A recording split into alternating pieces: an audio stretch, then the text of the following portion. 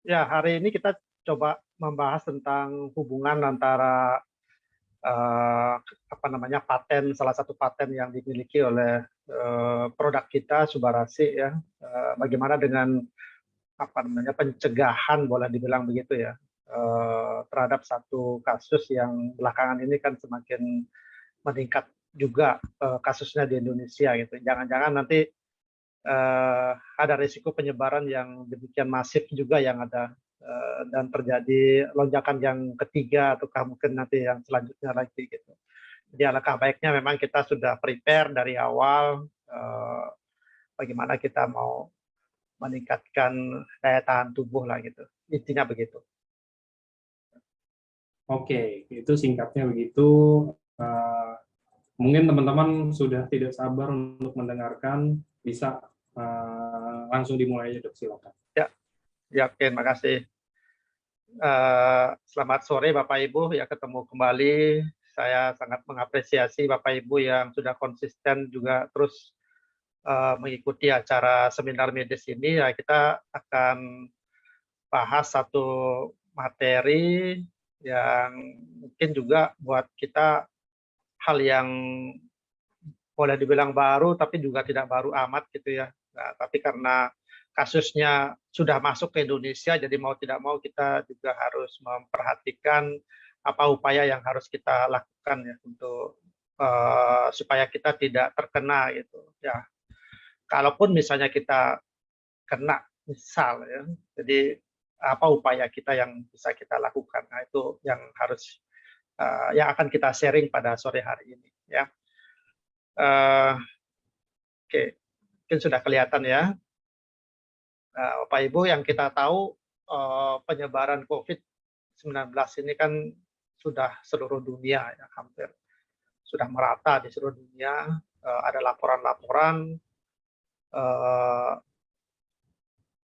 mengatakan bahwa kasusnya semakin hari semakin meningkat begitu, dan belakangan ini memang dengan pemberitaan yang demikian masif bahwa ada satu varian yang baru yang muncul dan ini menyebabkan peningkatan ulang lagi kasus COVID-19 di beberapa negara dan bahkan sudah melebar ke lebih dari 100 negara ya termasuk di Indonesia.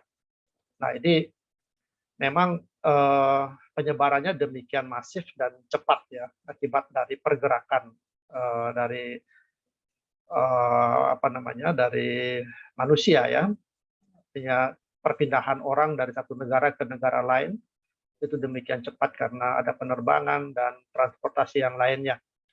Nah, satu sisi yang kita takutkan adalah bahwa infeksi yang ditimbulkan, ya, jangan-jangan ini akan menimbulkan satu hal yang sama yang terjadi di beberapa belahan dunia, termasuk di Indonesia, terjadi lonjakan-lonjakan kasus COVID-19 lagi yang menyebabkan terjadinya chaos pelayanan kesehatan, rumah sakit penuh, kekurangan oksigen, obat-obatan, dan lain sebagainya. Dan belum lagi nanti hubungannya dengan kematian yang tinggi. Ini kita hindari. Nah, yang kita ketahui sekarang bahwa COVID-19 ini kan memiliki gejala-gejala yang bervariasi ya, dari satu pasien-pasien yang lain, tidak semua juga memiliki gejala-gejala yang seperti ini, malah ada yang memang tidak bergejala sama sekali. Ya, pada umumnya memang gejala-gejalanya adalah berupa demam ya, ataukah pernah demam begitu ya, flu, pilek, batuk, sakit tenggorokan ya, kemudian gejala-gejala yang tidak khas lainnya seperti mual, muntah, diare dan ya dan sebagainya. Nah, ini gejala umum ya, tapi ada sebagian dari penderita yang tidak merasakan gejala yang seperti ini yang kita sebut sebagai orang tanpa gejala. Nah, orang tanpa gejala inilah yang saat ini hampir dimiliki oleh varian Omikron ini ya, karena disampaikan oleh peneliti bahwa memang varian Omikron ini memiliki gejala yang hampir dibilang ringan, oleh karena persentase gejala yang muncul pada penderita itu umumnya adalah batuk dan pilek gitu ya, pada batuk dan pilek, batuknya ini pun batuk kering ya. Nah, bedanya dengan yang varian delta kan lebih lebih jelas dan lebih keras dari sisi keluhan yang disampaikan oleh pasien ya. Khasnya itu adalah ada penurunan penciuman yang kita sebut sebagai anosmia, ya, ataukah penurunan pengecapan. Jadi orang pada saat mengalami infeksi Delta, varian Delta kemarin itu banyak yang mengeluhkan ada penurunan penciuman dan penurunan pengecapan. Jadi itu khasnya. Nah, sekarang untuk yang Omikron ini lebih ringan, hampir tidak ada mengalami gejala yang seperti di varian Delta, lebih banyak pada batuk dan pilek. Nah, batuk dan pilek ini kan adalah gejala-gejala yang hampir sama dengan flu, ya, penyakit virus flu, ya. Nah, sekarang bagaimana kita bisa nanti bisa membedakan apakah gejala yang saat ini misalnya kita dapatkan memiliki gejala saya kok batuk dan pilek ya. Nah, apa ini gejala-gejala awal dari Omikron ataukah saya sudah terkena Omikron ataukah memang saya terkena flu gitu. Nah, itu.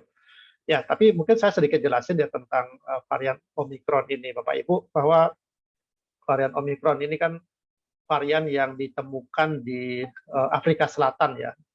Afrika Selatan itu di akhir November ya, 24 November dilaporkan oleh Departemen Kesehatan di sana ada satu varian yang mulai merebak di sana ya.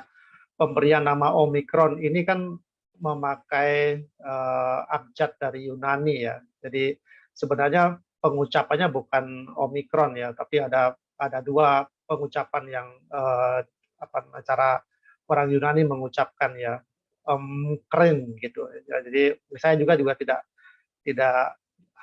fasis sekali, tapi itulah di dalam pembacaannya kron itu dibaca crane gitu ya. Nah, Omikron ini adalah abjad yang ke-15 ya dari abjad Yunani.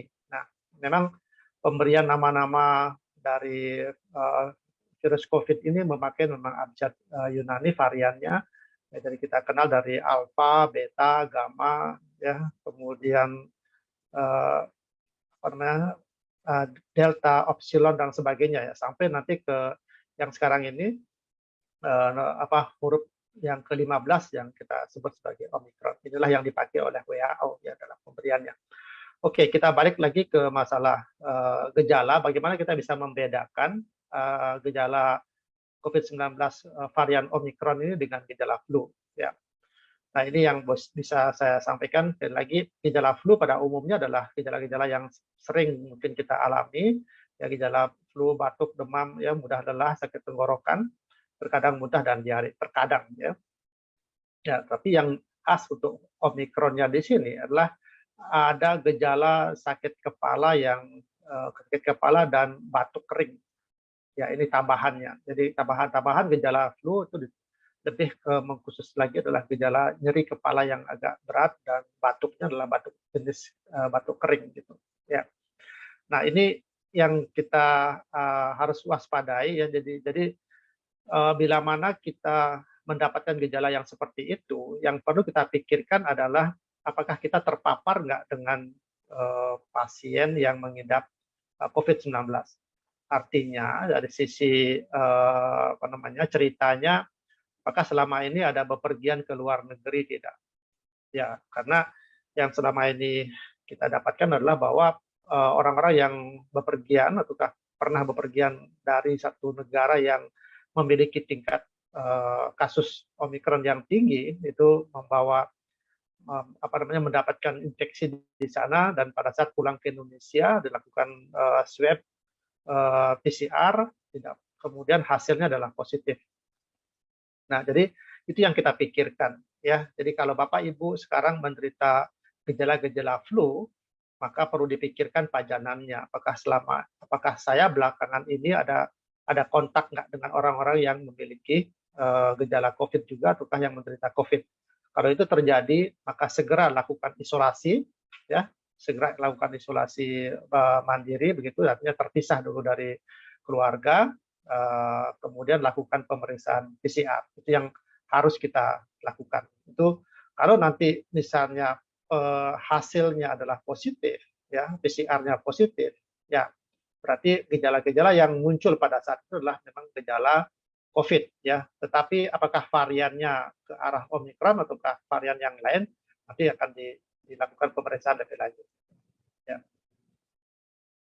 Nah, saya sedikit menceritakan tentang faktor penentu dari penularan ya. Jadi ini pernah saya sampaikan di pertemuan yang lalu ya.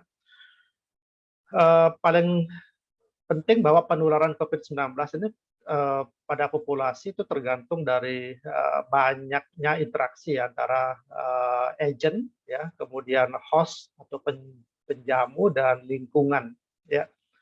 Jadi agent ini adalah penyebab dari infeksi itu, kemudian host ini adalah yang dikenai, yang diserang begitu, dan faktor lingkungan.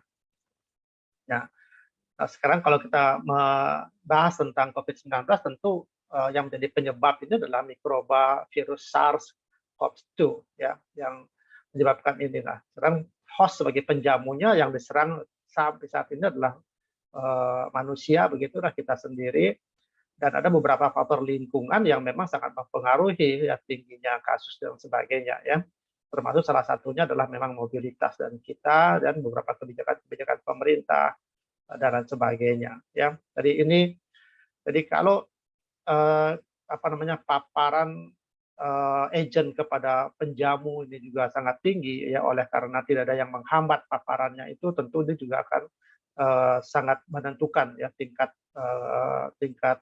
angka kesakitan dan kematian dari host atau penjamu. Demikian juga kalau faktor lingkungan sangat memungkinkan, maka itu juga yang meningkatkan faktor-faktor apa namanya penyebab tingginya ya risiko agent ke host penjamu. Tapi kalau misalnya faktor lingkungan ini sangat baik ya, artinya kebijakan-kebijakan pemerintah juga sangat baik untuk menekan satu upaya risiko dari agent menginfeksi dari host, maka angka kesakitan dan angka kematian pun itu bisa ditekan. Nah, ini yang terjadi sampai saat ini, Bapak Ibu. Ya, jadi kebijakan pemerintah yang dalam hal ini adalah penerapan PPKM ya, ataukah upaya-upaya yang lain ya, dengan juga dengan upaya dari masyarakat yang demikian sangat kuat ya, akhirnya terjadi penurunan kasus di Indonesia ya. Nah, ini yang saya sampaikan kondisi saat ini ya yang terjadi di Indonesia, bahwa kasus pada bulan September, bulan Oktober, November itu sudah sangat landai sekali kasusnya sampai bulan Desember ini. Nah, akan tetapi khusus untuk varian Omikron ini pada bulan Januari itu mengalami satu angka yang signifikan meningkat ya, yang tadinya kita katakan itu tidak ada sama sekali. Nah, sekarang sudah di angka, kalau tidak salah kemarin di angka 250 kasus. Nah, syukurnya bahwa kasus-kasus itu lebih banyak terkonsentrasi di tempat-tempat isolasi ya, isolasi mandiri itu kayak isolasi terpusat ya. Bisa dibayangkan Bapak Ibu kalau seandainya pemerintah tidak menyiapkan satu kebijakan sebagai karantina mandiri, tentu teman-teman kita yang baru datang dari luar negeri itu membawa virus ke Indonesia dan sudah berbaur dengan orang-orang di sekitar, ya pasti itu akan mengakibatkan satu kasus yang akan cepat sekali penyebarannya ya. Nah, sekali lagi peningkatan kasus Omikron ini memang terjadi oleh karena peningkatan mobilitas ya, terutama pada kedatangan dari orang-orang warga negara yang pernah berkunjung ke daerah-daerah yang memiliki kasus Omikron yang sangat tinggi ya. Jadi pada umumnya adalah seperti itu. Nah, makanya karena ada sampaikan di informasi seperti itu, pemerintah mengadakan satu upaya semua orang yang datang ke Indonesia yang melalui penerbangan luar negeri kemudian harus dilakukan isolasi mandiri ya. Ada yang dibedakan, ada yang 10 hari, ada yang 14 hari tergantung dari daerahnya, tempat dari negara yang dikunjungi ya. Jadi, sampai saat ini sudah ada 254 kasus ya, dan itu semuanya adalah pelaku perjalanan internasional ya. Nah, bagaimana upaya pencegahan ya, bahwa upaya pencegahan ini memang ada upaya dari setiap masyarakat ya. Jadi upaya yang sangat optimal dari masyarakat ya. Nah, seperti upaya pencegahan dengan varian-varian yang lain ya. Varian Omikron juga tidak ada hal yang spesifik sih sebenarnya ya. Jadi kita harus melakukan apa gitu. Ya, jadi sama saja dengan varian yang lain termasuk yang kemarin kita alami ya varian Delta. Jadi penerapan apa namanya protokol kesehatan yang 5M ini ya, memakai masker, kemudian mencuci tangan, menjaga jarak, menjauhi kerumunan, mengurangi mobilitas. Ya, ini saya kira memang harus mutlak kita tetap harus lakukan. Ya, jadi ini adalah perlindungan pribadi dari kita dan keluarga. Nah, kalau kita sangat adekuat ya melakukan protokol kesehatan yang seperti ini, saya kira apa namanya akan mengurangi potensi kita terpapar virus COVID-19 yang varian Omikron ini ataukah varian yang lain. Ya. Nah, jadi bagaimana kita selalu harus memakai masker, ya, harus memakai masker. Jadi kalau kita mau beraktivitas keluar, ya, saya sarankan tolong diingat untuk selalu memakai masker, ya. Masker yang apa namanya diwajibkan sebenarnya adalah masker apa namanya minimal masker bedah ya, atau masker yang lebih kuat lagi misalnya N95 ya, mungkin itu bisa direkomendasikan, atau memakai model yang sekarang ini ya, jadi masker bedahnya taruh di dalam, kemudian masker luarnya boleh memakai masker kain. Jadi paling apa namanya intinya yang penting ada perlindungan ya di hidung dan mulut kita, karena itulah dua rongga yang bisa menjadi tempat masuknya dari virus ya. Dan yang kedua adalah mencuci tangan. Nah, aktivitas kita di luar, ataukah kita saat beraktivitas sedang di kantor, ataukah aktivitas yang lain, kita sering mengambil ataukah terkena benda-benda yang kita tidak tahu. Itu bekas percikan dari droplet dan sebagainya. Maka sesering mungkinlah kita mencuci tangan. Nah, kadang-kadang kita memakai ada namanya hand sanitizer, kita bawa kemana-mana. Tapi hand sanitizer tidak adekuat ya. Artinya kalau minimal 4-5 kali kita sudah pakai hand sanitizer, sebaiknya memang dilakukan pencucian tangan dengan memakai sabun air yang mengalir. Ya. Selanjutnya adalah kita mengurangi kerumunan. Ya, artinya menghindari kerumunan. Sebaiknya memang tempat-tempat yang apa namanya yang ramai ya kita tidak abai dengan protokolnya. Jadi mungkin saran ini dalam kondisi yang sekarang ini mungkin akan sulit ya, karena ya kita orang sebagai makhluk sosial ya tentu harus beraktivitas, tetapi dengan adekuatnya kita memakai masker, kemudian selalu cuci tangan, walaupun misalnya kita harus beraktivitas dengan komunitas yang banyak, ya mungkin itu akan juga lebih bisa melindungi gitu ya. Nah, kalau seandainya kita apa namanya melakukan aktivitas duduk ataukah kita berbicara dengan orang-orang yang ada di sekitar kita, mungkin kita selalu harus menjaga jarak.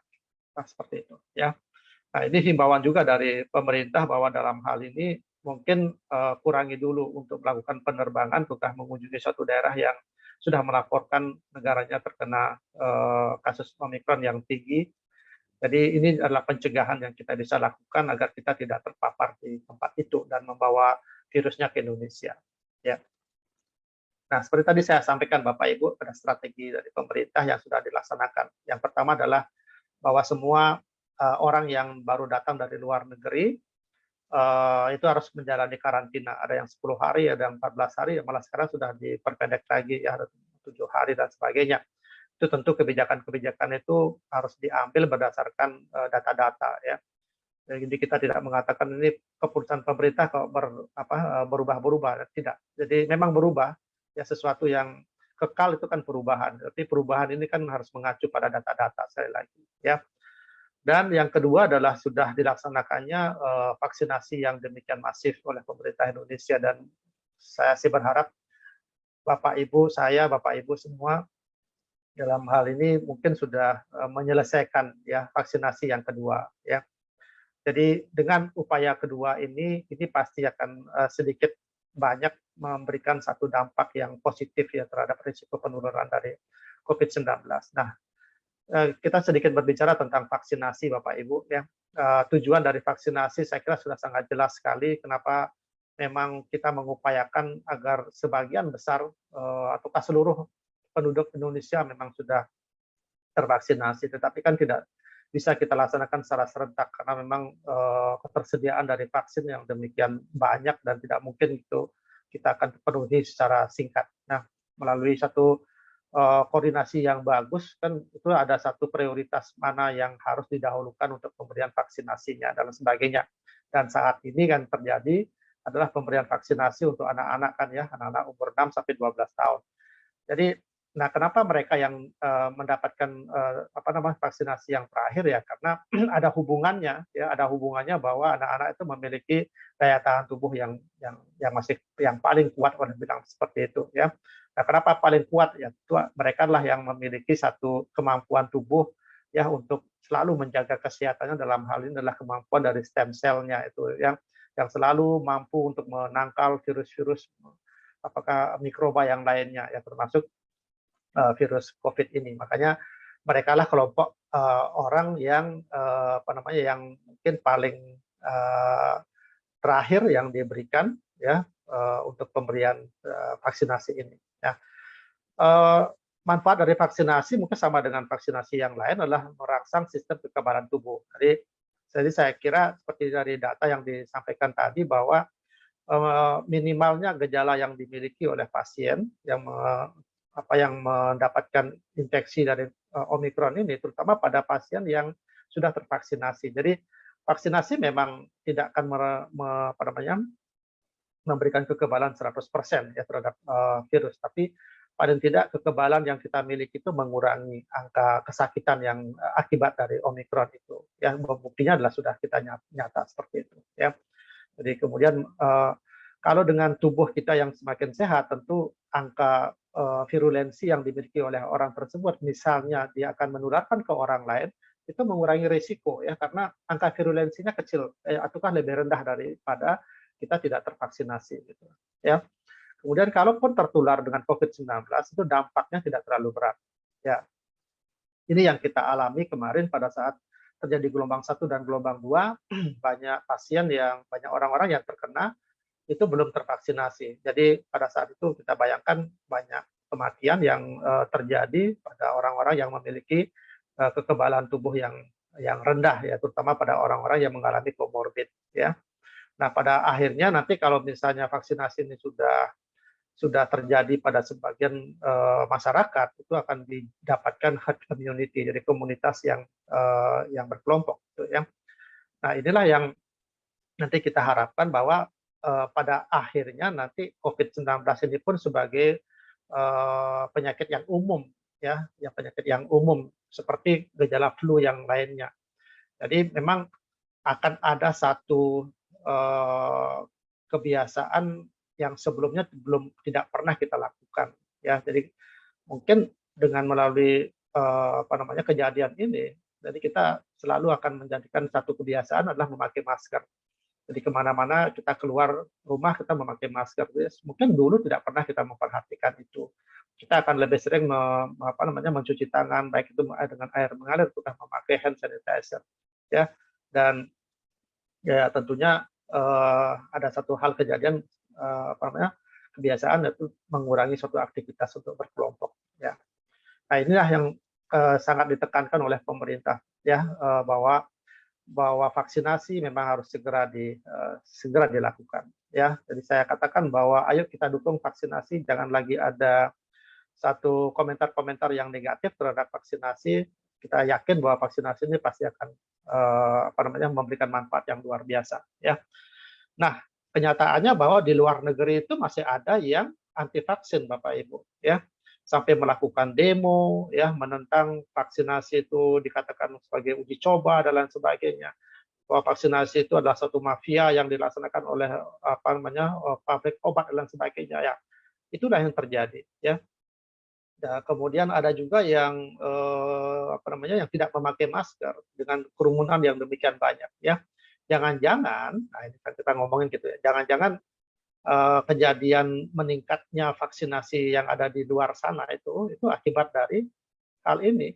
Jadi karena banyaknya orang yang masih tidak percaya dengan kekuatan vaksinasi, ya, kemudian ketidakpatuhan mereka dalam menjalankan protokol kesehatan, salah satunya adalah memakai masker ini pada saat mereka akan berkunjung ke luar begitu, ya kemungkinan besar memang akan terjadi satu transmisi lokal yang demikian masif terjadi di situ. Nanti kita bisa kebayangkan, ya, bahwa inilah yang terjadi di sana, ya. Jadi adanya ini kejadian yang seperti di Inggris misalnya, sampai mereka rusuh dengan petugas keamanan, ya, jadi protes mereka terhadap vaksinasi, anti vaksin.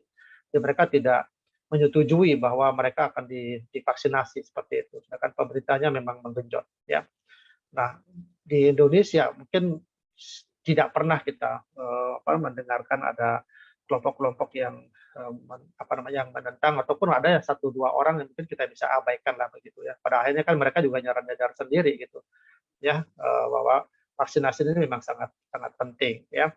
Nah, ini sedikit saya sampaikan, ada data Bapak Ibu ya, bagaimana peranan dari vaksinasi itu terhadap jumlah pasien yang dirawat dengan jumlah kematian.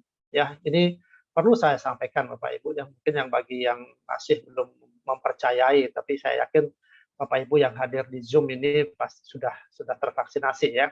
Tapi inilah yang bisa kita sampaikan kepada teman-teman kita yang mungkin masih ketakutan atau masih belum percaya. Jadi ini data tahun 2021 yang saya sampaikan bahwa kasus kasus COVID ya itu ada terjadi pada pasien 97,6% pada pasien yang tidak tervaksinasi, dan ada kejadian 2,4% pada pasien yang sudah tervaksinasi. Ya, jadi ini faktanya ya. Jadi pasien dengan yang terkena COVID yang belum tervaksinasi itu pasti memiliki angka infeksi yang lebih tinggi daripada pasien yang sudah tervaksinasi. Nah, dari pasien yang mengalami infeksi tersebut, ada 98,6% yang harus dirawat di rumah sakit. Ya, itu bayangkan, ada 98,6% yang harus dirawat di rumah sakit. Kemudian dari yang sudah tervaksinasi hanya 1,4% saja yang dirawat di rumah sakit. Wah, ini angka yang sangat jomplang sekali ya kalau kita lihat ya, perbedaannya sangat jauh sekali. Nah, bagaimana dengan tingkat kematian? Nah, ini yang bisa kita jadikan sebagai alasan bahwa pasien dengan yang sudah tervaksinasi itu memiliki angka kematian yang rendah. Ya, angka kematian yang rendah artinya dengan kekuatan imunitas yang dimiliki oleh pasien tersebut, ya bisa mengurangi kegagalan organ yang diserang oleh COVID-19 ini. Jadi yang menyebabkan kematian. Nah, ini yang bisa kita jadikan sebagai data. Jadi pentingnya warga memang harus untuk dilakukan vaksinasi ya. Jadi ayo Bapak Ibu yang ada di RT, RW, desa, ayo kita tetap galakkan, sampaikan bahwa jangan sampai kendor untuk pemakaian masker bila mana kita memang harus keluar rumah ya. Oke, nah ini yang juga yang terjadi ya, jangan-jangan sekali lagi saya sampaikan bahwa angka kesakitan ataukah angka kasus Omikron yang tinggi di Eropa, di Amerika, atau daerah-daerah negara-negara yang lain ya, Cina juga sudah mulai masuk ya, mulai melakukan lockdown dan sebagainya. Jangan-jangan mereka sudah melakukan abai ya, terhadap protokol kesehatan. Jadi seperti di Inggris, turnamen-turnamen sepak bola sudah memberikan peluang buat penonton untuk datang ke stadion, kemudian mereka pun datang tanpa memakai masker. Coba kita lihat begini ya. Bisa dibayangkan bahwa kejadian di sana juga sudah mulai naik, dan berita di India juga kasus Omikron juga semakin meningkat ya. Nah, Bapak Ibu, tadi kan saya sudah sampaikan bahwa ada 3 faktor ya yang menjadi penyebab untuk penularan. Ya, jadi penyebab, agent, kemudian host, penjamu, dan lingkungan ya, faktor lingkungan. Nah, kita akan berfokus sekarang ke masalah host atau penjamunya yang diserang ya. Nah, anggaplah kita sekarang dalam kondisi tubuh kita dalam kondisi yang sehat ya, dalam kondisi yang sehat. Tetapi kita sekarang punya umur ya seperti saya misalnya umur 49 tahun mencapai 50 tahun. Jadi walaupun misalnya sekarang kita dalam kondisi yang tidak sakit, artinya tidak memiliki penyakit komorbid begitu ya. Perhatikan dengan lifestyle kita yang kita terjaga, ya kita jaga dengan baik. Misalnya kita makan makanan yang sehat, ya 4 sehat 5 sempurna, jumlah dan volumenya juga kita atur, ya. Kemudian melakukan olahraga, kita beristirahat, ya dengan baik, pengendalian emosi dan lain sebagainya. Itu beberapa contoh-contoh yang kita katakan sebagai healthy lifestyle, ya. Ini pasti akan membuat tubuh kita akan semakin terjaga begitu ya. Apalagi kita tidak memiliki penyakit-penyakit komorbid, ya. Nah, dengan kondisi yang seperti ini, ya, dengan kondisi yang seperti ini, tentunya kita meyakini bahwa daya tahan tubuh kita terhadap mikroba itu pasti akan meningkat.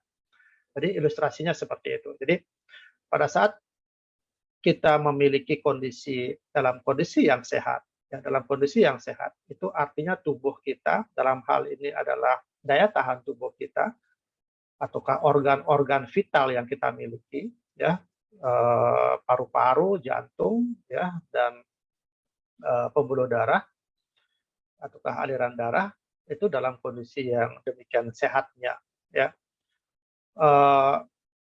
Dengan tidaknya kita sedang dalam kondisi sakit kronis, yang dalam hal ini kita sebut sebagai komorbid, itu juga yang akan memperkuat kondisi organ-organ vital kita. Ditambah sekali lagi, ditambah kebiasaan kita sehari-hari memang menerapkan hidup dalam hidup yang sehat, gitu. Ya, sekali lagi kondisi inilah yang menyebabkan daya tahan tubuh kita terhadap mikroba, dalam hal ini adalah virus, itu pasti akan meningkat. Jadi sangat akan berbeda kalau seandainya kita memiliki kondisi tubuh tidak sehat, ya. Apakah oleh karena terserang infeksi ataukah saat ini kita menderita suatu penyakit komorbid, ya. Tentu komorbid ini juga akan menurunkan, ya, kesehatan kita secara umum, ya, sehingga mengakibatkan daya tahan tubuh kita akan lebih turun, ya, ataukah mengalami penurunan dibandingkan dalam kondisi tubuh kita yang sehat. Nah, nah tadi saya selalu bilang bahwa tubuh kita memang memiliki kemampuan untuk meregenerasi sel, Bapak Ibu, ya. Jadi pada saat usia saya misalnya umur 50 tahun sampai dengan kondisi yang seperti saat ini, memang tubuh kita pun sama-sama memiliki kemampuan untuk regenerasi sel. Tetapi kemampuan regenerasi sel itu semakin lama semakin menurun, ya, dalam artian bahwa organ-organ yang mengalami penurunan fungsi akibat dari kematian dan kerusakan sel itu tidak semuanya bisa tergantikan, oleh karena jumlah stem sel kita memang semakin lama memang semakin menurun, ya. Itulah yang mengakibatkan bila mana sel-sel kita tidak bisa mulai diperbaiki, organ-organ vital kita sudah mengalami kelemahan, maka kita akan jatuh pada kondisi yang sakit, gitu ya. Jadi sekali lagi regenerasi sel itu sangat penting sekali, Bapak Ibu, ya. Regenerasi sel itu sangat penting sekali. Dari mana itu kita bisa dapatkan? Ya tentunya tubuh kita memang harus dalam kondisi yang sehat. Dari mana tubuh kita bisa sehat? Perhatikan asupan makanan, asupan minuman, ya, yang kita terima oleh tubuh ini harus memberikan satu manfaat yang positif, ya. Artinya memberikan kondisi yang baik, baik secara tubuh secara umum maupun organ-organ vital kita secara khusus, gitu, ya. Jadi organ paru-paru kita jangan kita rusak dengan kebiasaan-kebiasaan kita. Ya, organ jantung kita jangan kita rusak dengan kondisi kesehatan, misalnya kita tidak kalau kita sekarang ini misalnya memiliki penyakit hipertensi, ya harus kita obati hipertensinya. Kalau kita memiliki penyakit kolesterol, ya kita harus obati kolesterolnya. Kalau kita memiliki kebiasaan merusak paru-paru, misalnya kita selalu merokok misalnya dalam jumlah yang banyak setiap hari, ya tentu kita harus berani mengatakan kita stop rokok dan sebagainya. Nah, itulah yang harus kita lakukan bila mana kita memang ingin bahwa tubuh kita akan kembali ke kondisi yang sehat, sehingga regenerasi selnya tuh bisa untuk bekerja secara optimal gitu, ya. Nah, ini yang saya katakan bahwa sampai kita bertambah umur, ya, stem cell yang ada di dalam tubuh kita itu pasti akan memiliki kerja yang tidak optimal lagi, ya, sehingga kita semakin tua mungkin akan mulai sudah muncul satu kondisi-kondisi sakit, ya, organ-organ yang tadinya tidak sakit sekarang muncul lagi keluhan-keluhan yang ditimbulkan begitu, ya.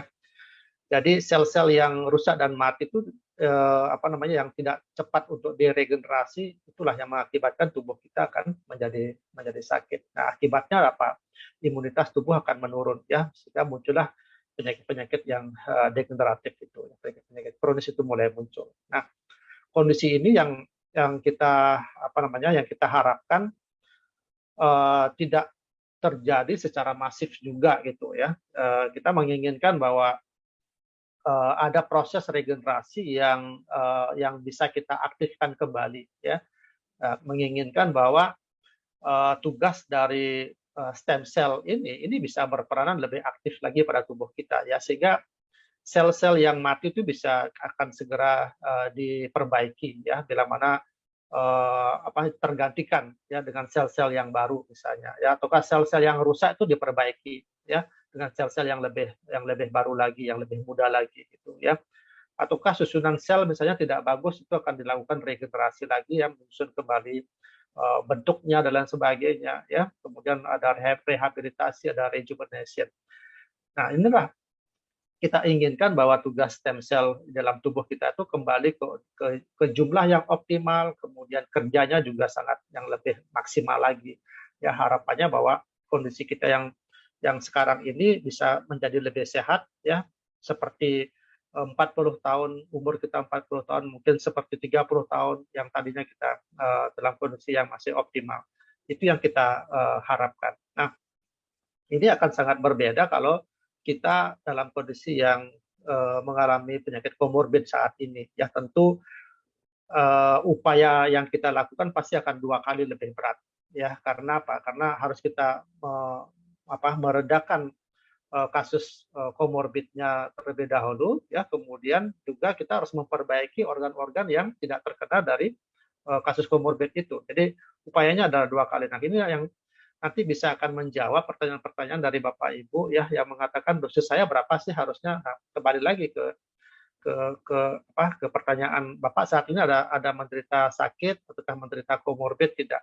Tentu akan berbeda, ya, kalau tadinya ada orang yang tidak sakit saat ini atau tidak menderita komorbid. Jadi nanti ini berdasarkan pemakaian dosis dan sebagainya. Ini, ya, tapi nanti kita akan bahas lebih jauh lagi tentang hal itu. Tapi yang saya katakan bahwa dalam kondisi kita saat ini bahwa semakin tua umur, kemampuan dari stem cell kita untuk melakukan 5 tugas ini pasti akan lebih menurun. Nah, tentunya pada saat kondisi yang sekarang ini, mungkin beberapa upaya kita sudah lakukan, Bapak Ibu, ya. Yang paling pertama tadi yang katakan bahwa lifestyle itu harus kita lakukan. Yang tidak ada salahnya sekarang kita mengkonsumsi suatu produk makanan kesehatan misalnya, ya, yang kita yakini bahwa ini akan memberikan satu dampak yang positif juga, ya, sangat sangat besar sekali manfaatnya, yang kita kenal sekarang sebagai SOP Subarasi. Nah, mungkin kok sekarang ke SOP Subarasi, Dok, masalah COVID gitu, ya. Nah, ini ada lain ceritanya. Jadi saya berbicara tentang bagaimana menyehatkan tubuh kita, ya, menyehatkan tubuh kita dalam hal ini adalah regenerasi selnya.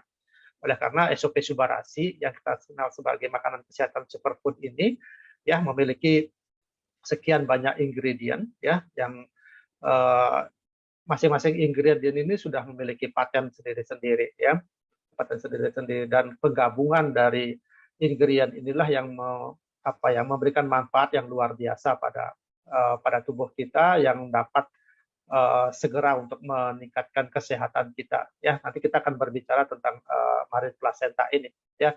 Jadi salah satu kandungan yang ada dalam Subarasi adalah marine placenta yang kita kenal sebagai salmon ovari peptida ini, ya, yang kemarin pada waktu peluncuran pertama kan dalam bentuk SOP 100, ya.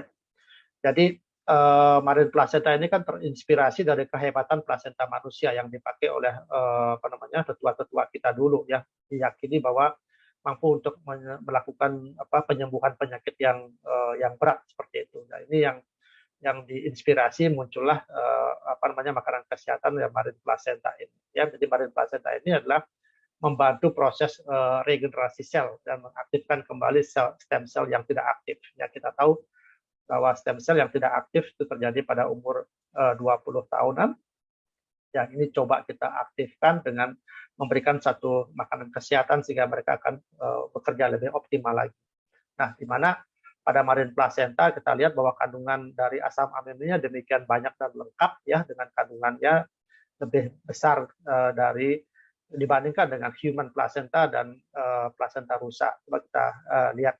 Jadi inilah yang diyakini. Saya kira ini tidak bisa kita sanggah lagi karena yang menyampaikan ini adalah satu research yang laboratorium yang sudah terkenal ya di Jepang. Karena ini juga tidak main-main untuk mengeluarkan angka ini. Jadi ya nggak usah kita pertentangkan gitulah ya. Artinya di sini asam amino ada yang esensial dan non esensial yang memiliki kekhususan yang berbeda-beda, dan ini diyakini bahwa itulah yang akan mengaktifkan kembali stem cell yang ada di dalam tubuh kita. Ya.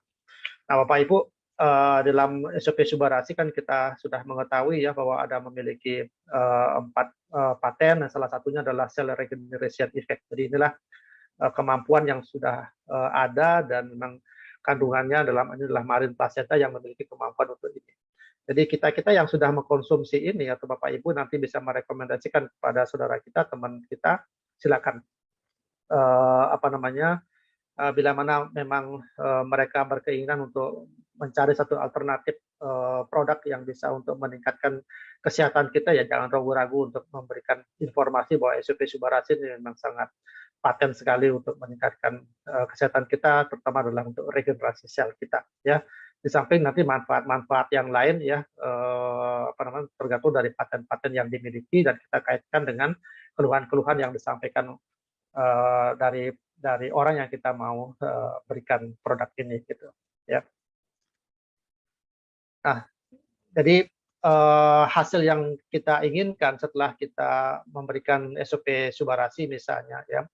Jadi saat ini kita sedang mengkonsumsi Subarasi, kita mendapatkan manfaatnya, baik itu untuk yang terapi yang diinginkan ya, satu keluhan misalnya satu penyakit ya, itu bahwa terjadi proses regenerasi sel. Nah, karena tubuh kita kan tersusun dari sel, ya maka tidak ada satu istilahnya bahwa Subarasi ini adalah untuk satu penyakit tertentu. Nah, jadi memang tidak.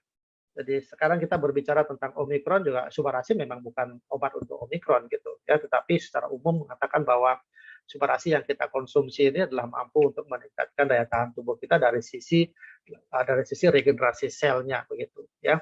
Dengan kemampuan lagi dia meningkatkan aliran darah ya di dalam tubuh kita, maka pembentukan sel-sel baru yang ada di dalam tubuh kita pasti akan memiliki satu fungsi yang akan luar biasa. Oleh karena apa? Sel yang baru tumbuh itu pasti akan menginginkan ada asupan makanan ataukah nutrisi yang bagus juga dari yang didapat dari aliran darah. Nah, bagaimana mungkin kalau seandainya nutrisinya yang dibawa oleh aliran darah masuk ke sel tersebut akan bagus, baik ataukah bermutu, kemudian asupan oksigennya juga bermutu, akan menghasilkan sel yang bagus? Tidak mungkin ya. Jadi sel yang baru yang terbentuk dari stem cell tersebut kalau ingin berkembang membentuk satu susunan organ, itu harus disupport oleh aliran darah yang lancar, yang di mana darah ini akan membawa nutrisi, akan membawa oksigenasi ya. Nah, ini yang akan membuat pertumbuhan perkembangan sel tersebut dalam membentuk organ itu akan semakin sehat juga. Secara otomatis bahwa organ-organ yang membentuk tubuh kita itu pasti akan lebih bagus lagi, lebih baik lagi dalam menjalankan fungsinya. Jadi secara umum kita katakan bahwa tubuh kita akan menjadi lebih sehat ya. Dan tubuh yang sehat pasti akan memberikan daya tahan infeksi terhadap COVID-19 akan lebih tinggi, apalagi kita tambah lagi dengan menjalankan protokol kesehatan. Nah, itu kesimpulan yang dapat saya sampaikan Bapak Ibu.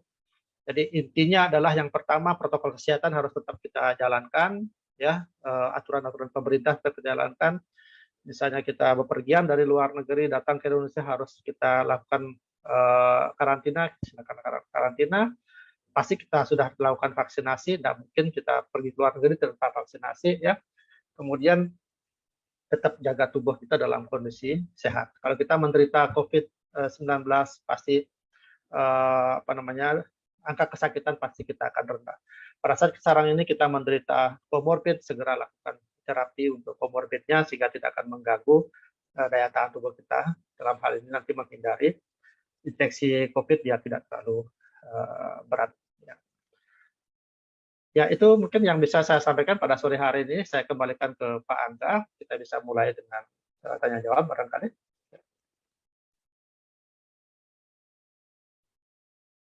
Silakan Pak Angga.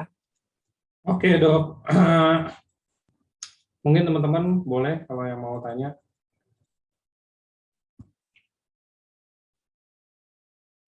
Mungkin pertanyaan yang lain juga boleh ya, Pak Angga ya. Betul.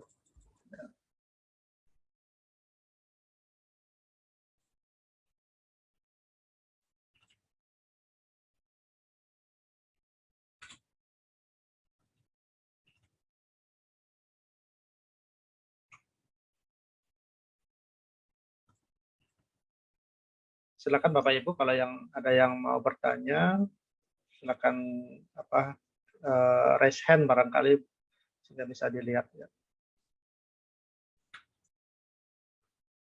Ya, selamat tahun baru juga Ibu, Bapak Ibu ya. Semoga sehat selalu. Yes, barusan menjelaskan. Permisi mau tanya barusan menjelaskan apa ya? Kecuali pertanyaan itu ya, menjelaskan apa artinya maksudnya Dokter Buana nanti kasihan harus menjelaskan dari awal lagi. Jadi intinya tadi itu kita menjelaskan tentang hubungannya mungkin regenerasi sel, apa butuhnya sih regenerasi sel dan hubungannya apa sama COVID gitu ya. Oke.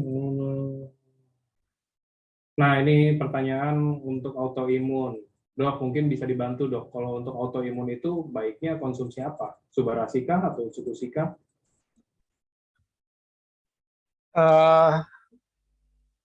Ya, karena di autoimun itu kan memang pada peningkatan imunitas kita yang tidak terkendali, boleh dibilang begitu. Jadi imunitas kita menganggap bahwa tubuh kita ini kan musuhnya gitu.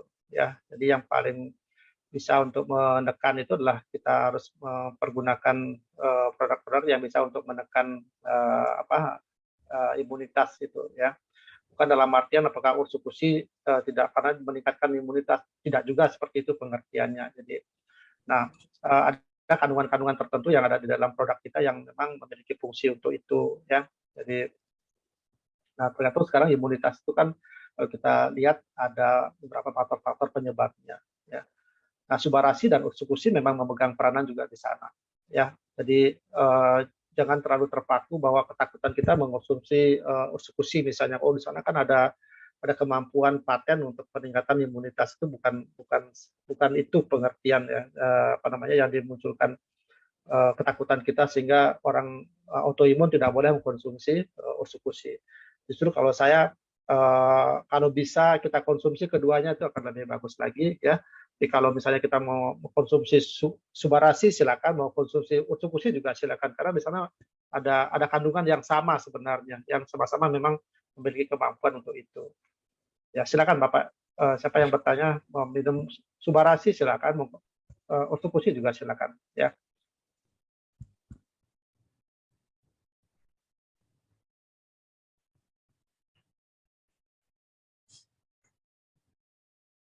Oke, ada juga yang tanya dok, kalau tangan sering kesemutan, itu baiknya Subarasi atau Utsukushi? Dan mungkin bisa dikasih penjelasan ilmiah, lumrahnya normalnya itu kesemutan karena apa dok?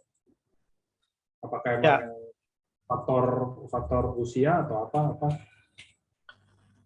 ya kesemutan itu umumnya oleh karena apa istilahnya asupan oksigen ya, asupan darah yang menuju ke daerah tangan itu mungkin terhambat ya. Itu yang pertama. Yang kedua bisa karena sudah menurunnya fungsi dari saraf kita yang disebut sebagai neuropati ya. Jadi itu aja sih gininya yang menjadi yang bisa kita jelaskan secara umum lah gitu ya. Nah, jadi kalau kita ingin mengkonsumsi yang mana ya kita tergantung sekarang penyebab dari eh, kesemutannya itu oleh karena apa gitu ya. Kan bisa aja karena tangan kita tertekan begitu oleh karena beban kan juga bisa semutan ya. Nah, ini mungkin yang dimaksud ini karena kesemutannya terlalu terlalu lama dan bukan disebabkan oleh karena itu ya. Nah, kalau saran saya adalah memulainya bisa dengan SOP Subarasi karena di sana kita bisa melakukan regenerasi sel ya, bisa meningkatkan aliran darah ke sana ya. Harapannya akan ada perbaikan pada kesemutan itu ya. Jadi kalau dengan kondisi yang seperti ini ya, misalnya akibat dari diabetes juga bisa menyebabkan kesemutan ya, ataukah terjadi neuropati ya, ataukah peradangan pada daerah saraf begitu bisa, atau kelemahan pada daerah saraf di tangan juga menyebabkan begitu. Nah, kalau kondisi-kondisi yang seperti ini paling cocoknya memang SOP Subarasi. Oke, masalah generasi sel.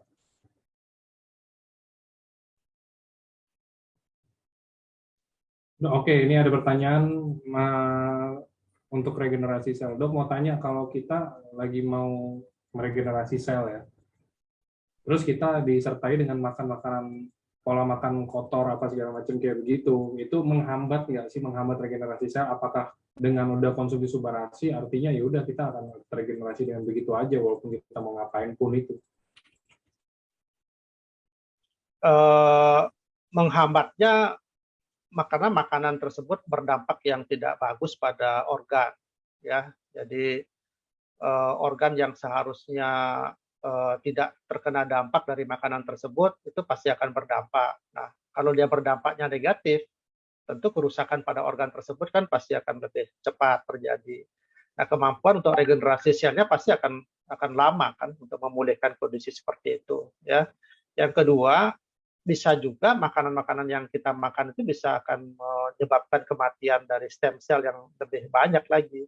Nah, akibatnya apa? Ya, jumlah stem cell yang semakin menurun, kemampuan untuk regenerasi selnya juga kan pasti menurun juga itu. Ya itulah yang saya katakan bahwa kalau kita memang menginginkan adanya satu regenerasi sel yang lebih optimal dalam tubuh kita, yang kita konsumsi adalah makanan-makanan yang memang baik sekali untuk itu, ya, untuk jumlah membantu jumlah dari stem cell, meningkatkan, mengaktifkan kembali stem cell dan tidak mengganggu ya organ-organ tubuh kita di dalam ya. Nah itu yang bisa kita lakukan.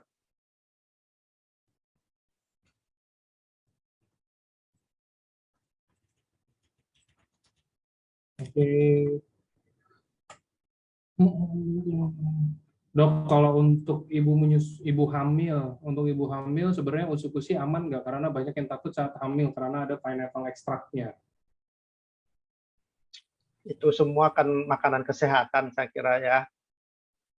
Usukusi ya itu makanan kesehatan Bapak Ibu ya. Mungkin ibu-ibu yang masih khawatir tentang hal ini. Jadi uh, masa kehamilan juga membutuhkan nutrisi yang bagus kan ya. Jadi jangan terlalu khawatir.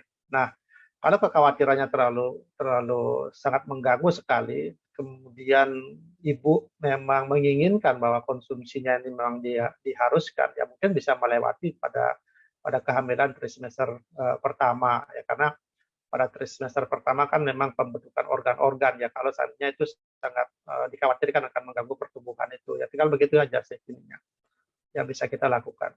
Ya, tapi kalau saya punya pandangan bahwa sepanjang ini memang makanan kesehatan, ya semua makanan kesehatan tentunya memang pasti memberikan manfaat yang positif ya buat tubuh kita.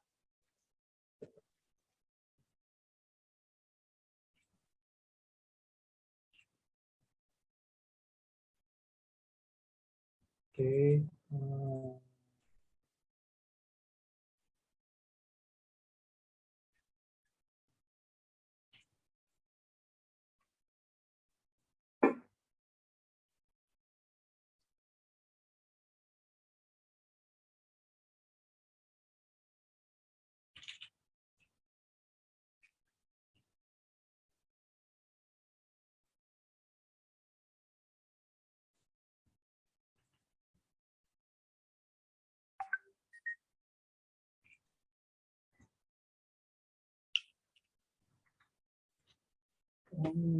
Untuk alergi dok, bagusnya apa dok? Kalau alergi, ya bisa SOP, bisa ursukusi sebenarnya ya, karena di sana kan ada kandungan antioksidan ya, bisa juga menekan proses alergi juga ya. Jadi bisa aja sih mau SOP mau mau ursukusi.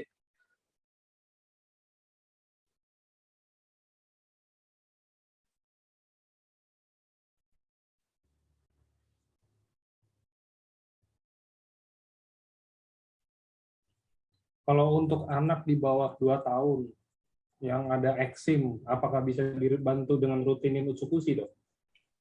Boleh aja ya. Mungkin dosisnya aja yang dikurangin dari dosis yang dewasa ya.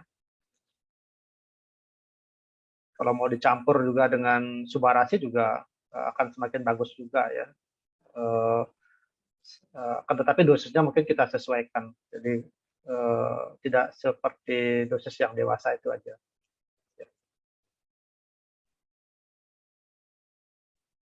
Oke.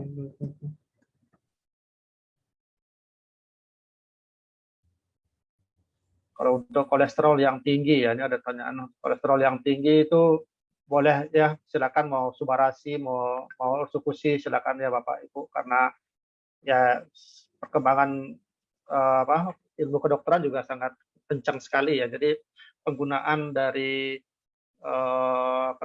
probiotik itu di peneliti-peneliti banyak mengatakan bahwa probiotik bisa menurunkan kolesterol seperti itu ya. Dalam artian dia bisa menekan asupan penyerapan kolesterol ke dalam tubuh gitu ya. Jadi walaupun dalam Subarasi memang ditekankan di sana untuk aliran darahnya itu fungsi yang lain, tetapi persekusi juga memegang peranan yang lain juga, fungsi juga untuk menurunkan kolesterol juga bisa sebenarnya. Jadi mau dikonsumsi, alangkah bagusnya misalnya kalau kita join ya, mix minum Subarasi dan Utsukushi.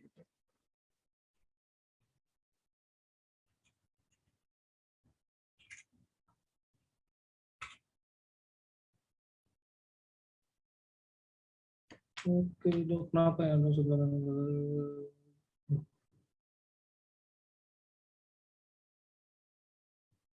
Nah ini juga ada yang nanya dok, kalau untuk Ya, bayi bayi kelainan jantung, berarti kelainan jantung kalau bayi itu berarti memang udah dari lahir ya?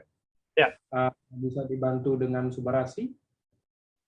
Ya tergantung sekarang kelainan jantungnya yang mana ya. Kalau kelainan jantungnya memang masih berurusan sama perkembangan dari jantungnya itu pasti bisa karena regenerasi selnya bermain di sana. Ya, banyak apa namanya anak-anak yang mengalami kelainan jantung, misalnya penutupan jantungnya terganggu gitu ya. Setelah diberikan Subarasi itu malah ada yang malah sangat membaik ya ininya. Subarasi juga membantu pembentukan pembuluh-pembuluh darah baru di jantung begitu ya. Jadi tidak ada salahnya dicoba saja diberikan ya. Pasti ada manfaatnya itu. Yang saya bisa katakan pasti ada manfaatnya buat anak itu gitu ya. Sekarang apakah jantungnya akan diperbaiki? Ya karena Subarasi bukan untuk jantung saja gitu ya. Ya syukur-syukur kalau misalnya paten regenerasi selnya berguna buat jantungnya gitu, sehingga ya keluhan di jantung itu pasti akan membaik gitu kalau kalau memang prosesnya ada di sana gitu.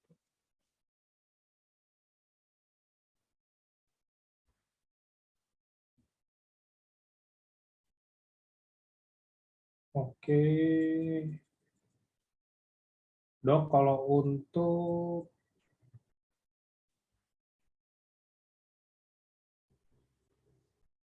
kalau untuk hypertiroid, nah kita juga ada pernah tuh saya pernah ada bikin tentang hypertiroid. Kira-kira bisa terbantu nggak sih dengan Subarasi dok?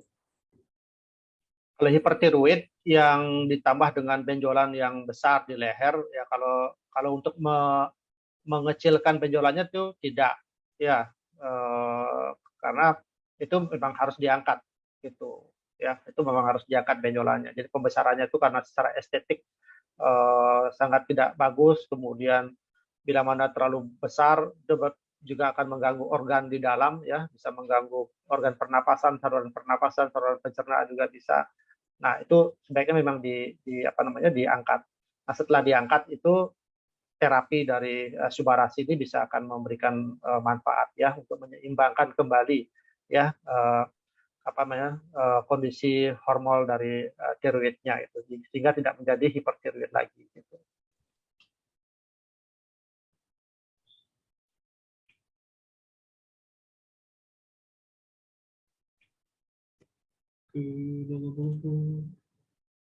Nah, kalau untuk mata itu kita bisa bilang itu regenerasi nggak, Dok? Kalau misalkan dari silinder, ada plus mungkin, ada minus gitu loh. Itu termasuk regenerasi nggak sih, Dok, kalau kita konsumsi Subarashi?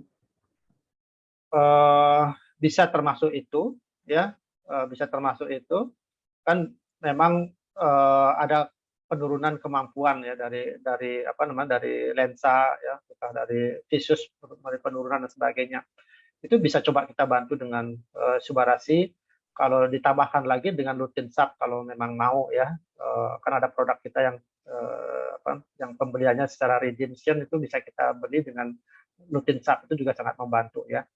Banyak kok pasien-pasien dengan mengalami itu kembali, minusnya jadinya berkurang ya, plusnya juga jadinya apa namanya berkurang gitu ya. Oke, Dok, mau tanya sampai sekarang.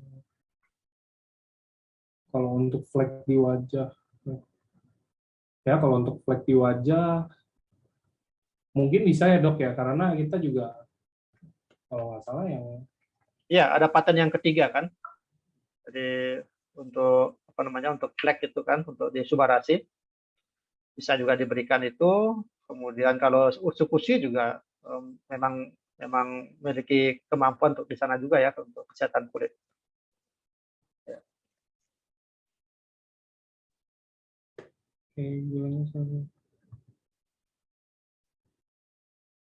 Dok, kalau untuk pasien diabetes yang gulanya 194, apakah konsumsi Subarashi 1 saset ngefek?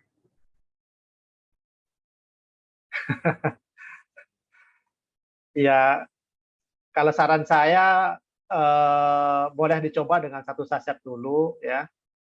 Kemudian lakukan diet yang sesuai dengan kondisi saat ini gitu ya. Ya harapannya itu akan membantu gitu ya. Kalaupun misalnya kita minumnya 5 saset tetapi pola hidup kita tidak sesuai dengan dietnya diabetes ya nggak ada artinya ya. Makanya eh, ya pemahaman kita harus kita samakan dulu ya Bapak Ibu bahwa makanan kesehatan ini bukan bukan obat gitu ya, bukan obat untuk diabetes, bukan obat untuk hati, bukan obat untuk jantung gitu ya. Tapi ini kan kita ngomongin masalah sel. Nah, tentu gaya hidup kita juga kita harus perbaiki ya. Dalam hal ini gaya hidup yang selama ini menyebabkan kita menderita sakit jantung, menderita diabetes itu harus kita perbaiki ya supaya hasilnya bisa optimal. Jadi produk Subarashi ini itu mensupport ya memberikan manfaat bila mana aktif apa lifestyle kita dalam menjaga kesehatan kita itu juga kita apa namanya kita tingkatkan dia gitu. Jadi kebiasaan-kebiasaan yang mengganggu itu juga kita harus hentikan dan sebagainya gitu. Ya.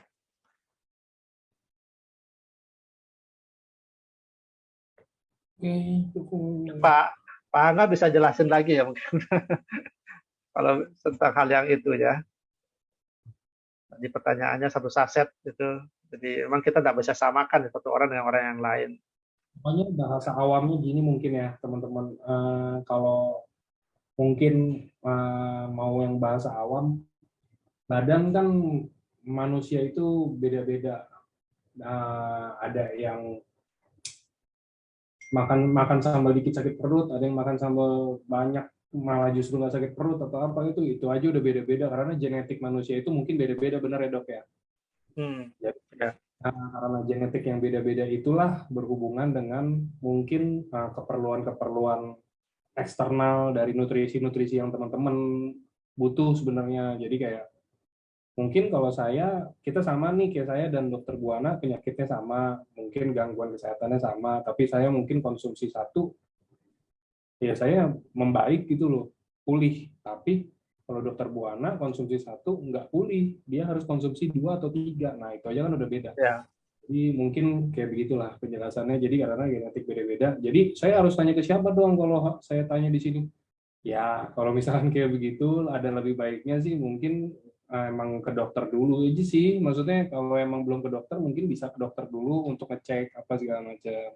Kalau misalkan emang sudah dan mau konsumsi aja, eh, kita bisa ini, bisa coba lah. Maksudnya kan ini kan kita juga nggak ada rugi. Ini bukan obat, ini bukan racun juga yang kita makan. Ya nggak masalah kan, nggak ada masalahnya kita untuk coba dulu. Oh mungkin saya coba dulu 1, oh kagak ngaruh nih 1, oh yaudah saya naikin 2, oh iya 2 saya mulai membaik ya kondisinya atau apa. Nah kan itu jadi teman-teman yang trial and error sendiri, tapi bedanya ini errornya nggak ada resikonya, nggak kayak kita, oh saya kalau coba makan 5 sekaligus nanti saya keracunan, nggak begitu juga ceritanya sih.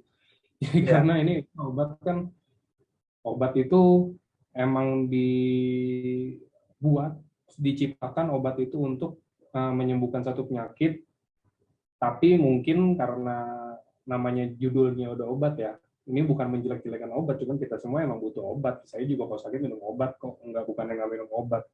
Kalau obat itu, kalau yang saya baca sih artikel, obat itu tuh dia nggak menyembuhkan penyakit. Obat itu memindahkan, tadinya misalkan saya pusing, saya konsumsi obat pusing, ya udah pusingnya hilang, tapi muncul di tempat lain. Contoh kalau saya kebanyakan, mungkin ginjalnya kena atau apa gitu, saya nggak tahu ya.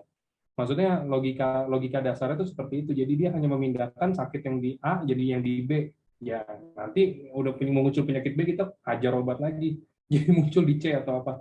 Jadi kayak komplikasi berantai gitu loh. Nah jadi alangkah lebih baiknya kalau misalkan kita konsumsi yang alami-alami aja, yang nggak ada efek samping, yang bukan menyembuhkan juga, yang membantu membantu pemulihan. Karena pemulihan penyakit itu kalau bahasa biasanya tuh, pemulihan penyakit itu kalau menurut saya sih semuanya dari pola pikir, dari makan sehari-hari, dari istirahatnya juga, dari gaya hidupnya juga. Nggak semena-mena harus, oh iya nih saya konsumsi subarasi, saya tadinya kayak begini terus saya konsumsi subarasi nggak jadi apa-apa tuh, saya nggak berubah jadi apa-apa. Mau berubah jadi apaan, jadi Spider-Man? Kan tetap harus ya, kita dibarengi dengan pola hidup yang sehat ya dok ya. betul, Maksudnya betul. sehat, makanan sehat, istirahat yang cukup, apa segala macam gitu-gitu kan. Terus saya lama-lama sekolah medis juga nih. Iya, karena saking saking terus-terusannya berdiskusi dengan dokter kan. Iya. Ya, Tapi memang maksud, benar ya, benar benar tadi disampaikan sama Pak Angga ya. Jadi bahasa awamnya lah seperti itu ya. Jadi kita memang tidak bisa samakan kondisi saya, misalnya sama-sama menderita, kayak tadi lah Pak Angga bilang menderita diabetes gitu ya. Ya saya sama umurnya sama, tapi di dalam tubuh saya kan tidak sama dengan Pak Angga. Ya apa yang terjadi? Mungkin hati saya sudah diganggu, pembuluh darah saya sudah terganggu. Ya mungkin di Pak Angga karena masih kuat kondisinya, mungkin dia tidak terganggu gitu. Jadi mungkin kebutuhan saya pasti lebih tinggi daripada Pak Angga gitu. Ya banyak faktor sih yang kita mau jelasin ya selesai-selesai kalau kita menceritakan tentang itu. Yang penting yakini bahwa produk ini memang sangat bagus untuk membantu kesehatan kita itu ya. Dan kita dengan doa kita apa namanya mudah-mudahan apa yang kita harapkan untuk perbaikan apa namanya apalagi dengan kesembuhan begitu yang kita harapkan itu terjadi kan itu mukjizat ya. Bukan mukjizatnya bagaimana tapi ya maksudnya produk ini memiliki paten ya, yang patennya itu bisa kita bisa jelaskan secara ilmiah begitu dan itu bisa terjadi pada tubuh kita ya itu yang kita bilang sebagai mukjizat itu ya. yes. Saya ingin membantu menjawab ini Pak, nggak ada Pak Putut Purnomo ya. Ini harus saya jelaskan sedikit ya tentang ini karena ada pertanyaannya, dok untuk terapi penyakit SOP Subarasi apakah bisa tunggal atau juga diperlukan terapi pengobatan lain untuk dengan penyakitnya. Nah ini ya tadi kan Pak Aga selalu bilang kan tadi bilang sempat juga menyatakan kalau saya sakit saya minum obat. Ya memang betul. Ya kalau memang sakitnya spesifik misalnya ya sakitnya sakit kepala gitu ya sakit kepala ya oleh karena memang sedang stres gitu ya ataukah karena tekanan pada emosional gitu ya kita turunkan eh, penyebab-penyebab yang menyebabkan sakit kepala itu. Ya, pertama kita harus berikan obat yang bisa menurunkan itu. Ya, kita minum obat sakit kepala. Nah, Apakah boleh saat itu minum Subarasi? Ya, Subarasi pada saat itu tidak memberikan sebagai obat tunggal untuk sakit kepala gitu. Nanti jangan-jangan disalahin nanti. Saya udah minum Subarasi kok sakit kepala saya nggak hilang-hilang gitu. Jangan jangan memakai begitulah ya. Nah, akan tetapi ada memang satu kondisi saat kita minum Subarasi, ada kondisi kesehatan kita yang bisa diperbaiki gitu ya. Nah, jadi jawaban saya adalah Bapak saat ini mau kombinasi dengan obat silahkan ya, tetapi dengan penggunaan Subarasi ini bukan untuk penyakit-penyakit yang memang memang bisa disembuhkan dengan obat. Ya, jadi kalau memang penyakit tersebut memang ada obatnya, ya seperti hipertensi misalnya, ataukah diabetes misalnya, itu kan memang ada obatnya, ya. Nah, Subarasi ini adalah pendamping, jadi bukan menggantikan terapi utama. Jadi itu pengertiannya Bapak Ibu, ya. Nah, yang memang kita harapkan adalah pada saat dia ada melakukan pendampingan, lambat laun obat utamanya itu bisa kita kurangi. Ya, baik dari sisi jumlahnya, ya maupun dari sisi dosisnya kita kurangi. Ya, syukur-syukur pada akhirnya obat tersebut bisa kita tinggalkan.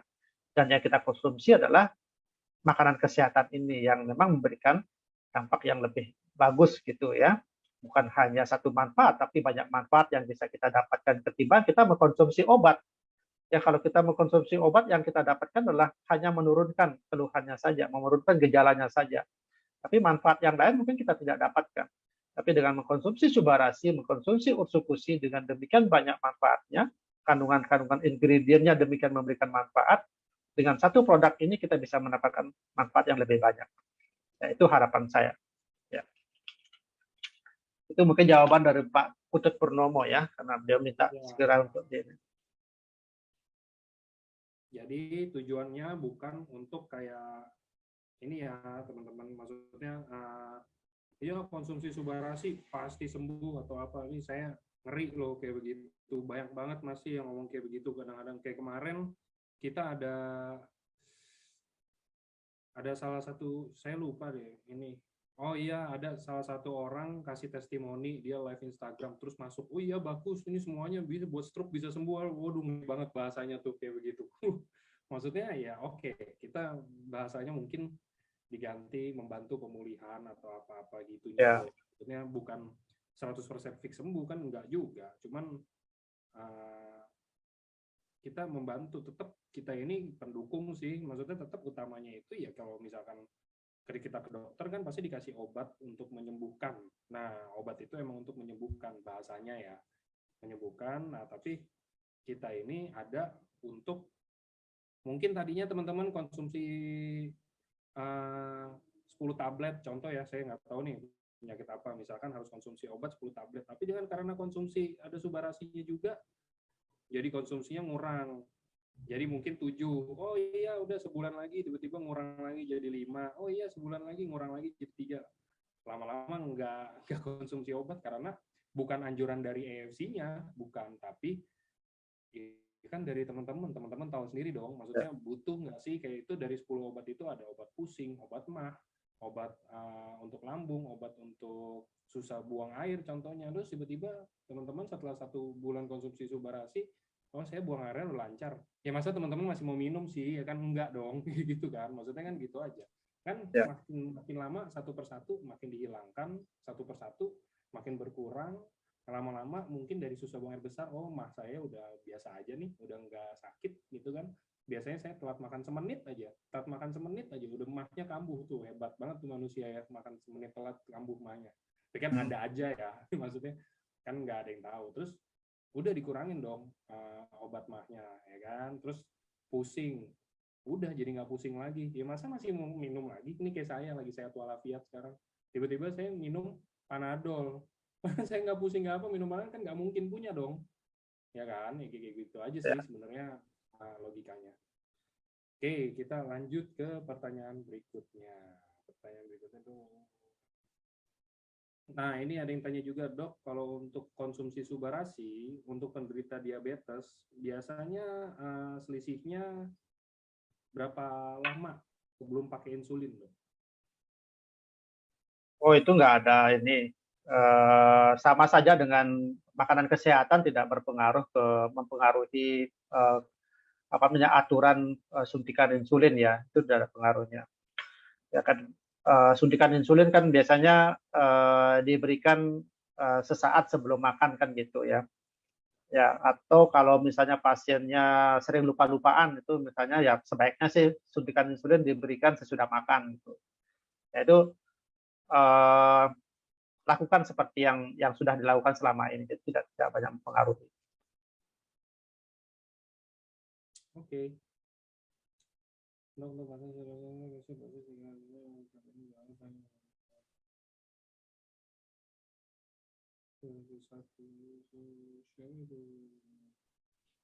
Nah, ini juga ada, Dok.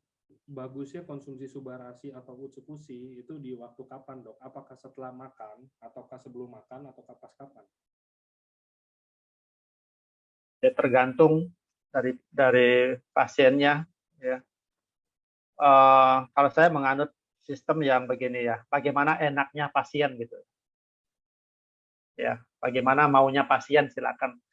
Orang makan aja kita kan mau jam berapapun itu boleh kan makan. Nah, cuma kan yang menjadi kekhawatiran kan begini, Utsukushi dan Subarashi ini kan produknya mahal gitu, ya produknya mahal. Nah, kalau misalnya kita berikan berbarengan dengan makan yang kita konsumsi, kalau seandainya makanan tersebut eh, membawa satu dampak yang negatif terhadap ingredient dari Subarashi maupun Utsukushi kan kasihan gitu. Nah, itulah makanya pandangannya mengatakan sebaiknya memang sebelum makan, ya supaya perut kita dalam keadaan yang kosong. Nah, yang jadi kendala adalah bagaimana kalau pasiennya menderita gangguan di lambung misalnya, atau kalau misalnya dia tiba-tiba kalau misalnya mengkonsumsi Subarashi yang dari sisi perasaan tidak nyaman gitu ya oleh karena ada sedikit gangguan dari sisi rasa gitu ya. Kemudian dia muntahin misalnya gitu. Nah, itu kan jadinya membuat produk ini terbuang jadinya gitu. Nah, makanya saya katakan jangan dipaksakan harus diminum sebelum makan gitu misalnya. Ya, kita lihat kondisi dari pasiennya. Kalau dia mengatakan saya lebih nyaman sesudah makan, ya udah kasih aja sesudah makan, ya.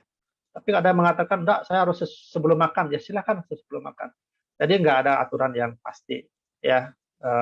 Cuman secara alasan saja yang tadi saya katakan, ya. Jangan-jangan konsumsi makanan yang kita barusan konsumsi itu pada saat dia bercampur di lambung dengan Subarashi misalnya, itu mengganggu efek dari ingredient Subarasinya. Makanya nanti yang kita harapkan tidak sesuai dengan yang kita inginkan. Itu. Ya, makanya disarankan diminum dalam perut dalam keadaan kosong. Oke. Itu penjelasannya.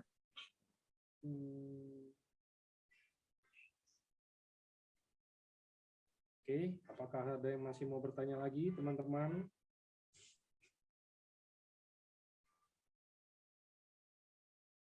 Ada kemarin member nanya ke saya Pak Angga, ya, tentang leukemia gitu ya, tentang leukemia apakah boleh konsumsi Subarashi ya. Saya katakan ya itu sangat boleh ya, sangat boleh, silakan dikonsumsi. Dok, boleh nggak minum Utsukushi? Silakan gitu ya. Artinya gini, leukemia itu kan penyakit yang cukup berat ya, penyakit yang cukup berat. Secara umum kondisi tubuh itu pasti akan terganggu. Ya, asupan makanan juga terganggu, aktivitas, stres dan sebagainya itu pasti akan mengganggu kesehatan tubuh kita secara umum. Nah, sedangkan Subarashi dan Utsukushi ini kan makanan kesehatan. Kalau kalau saat itu pasien tersebut bisa menerima artinya bisa mengkonsumsi secara optimal masuk ke dalam tubuh kita, pasti akan memberikan manfaat. Ya, pasti akan memberikan manfaat. Syukur-syukur leukemianya bisa ditekan misalnya efeknya, ya. Syukur-syukur obat-obatan yang dikonsumsi selama ini bisa dikurangin. Itu sudah sangat rasa syukur yang sangat dalam sekali ya setelah kita konsumsi Subarashi maupun Utsukushi ini. Ya, saya kira itu jawaban yang mungkin yang paling bijak ya yang saya bisa sampaikan ya. Jadi jangan khawatir Bapak Ibu. Ya, konsumsi subarasi jangan terlalu khawatir, kita jangan nanti akan begini, nanti akan begitu, ya. Coba hilangkan kesan-kesan yang seperti itu, ya. Kekhawatiran ini kan muncul oleh karena jangan pandangan kita mengatakan bahwa subarasi usus ini adalah suatu obat. Ya, tentu kalau ngomongin obat, ya, di dalamnya itu pasti akan ada kontraindikasi, ya, ada ngomongin tentang efek samping dan lain sebagainya, ya. Itu yang kita khawatirkan. Ada tekanan-tekanan jangan tidak diperbolehkan pada orang hamil, tidak diperbolehkan pada pada anak-anak, misalnya antibiotika tertentu memang tidak boleh, ya. Memang itulah obat. Tapi yang ini kan ini makanan kesehatan.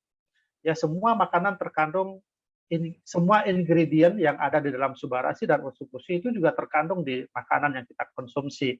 Ya, mungkin kita tidak, karena makanan yang kita makan itu tidak ada yang meneliti, maka kita tidak akan tahu apakah kandungannya. Bahwa ternyata semua kandungan yang ada dalam subarasi dan usus-usus itu adalah sebagian besar juga ada dalam makanan yang kita makan. Ya, contoh ini, kita seringkali makan sayur brokoli misalnya. Kita seringkali makan yogurt misalnya. Loh, di subarasi dan di usus-usus juga ada itu juga kok. Nah, itu. Nah, jadi apa bedanya? Apa yang kita takutkan? Nah, itu, ya. Jadi itu mungkin memberikan sedikit penjelasan ke Bapak Ibu, ya, yang sampai saat ini masih khawatir kalau saya minum ini jangan-jangan begini, jangan-jangan begitu, nanti takut begini, takut begitu, ya. Cobalah kita kita apa namanya? Jangan terlalu banyak inilah stres ngurusin masalah yang itu gitu, ya. Itu aja barangkali Pak Anda. Oke. Oke.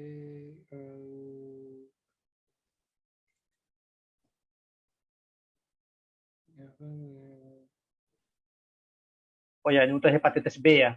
Ya, untuk hepatitis Ya, ini B, Dok. Mungkin untuk kita hepatitis B. menutup. Untuk hepatitis B, ya, saya jelasin dulu, ya.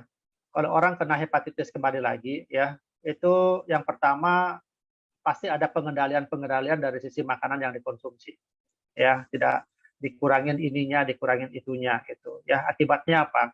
Secara umum kondisinya agak sedikit menurun, ya.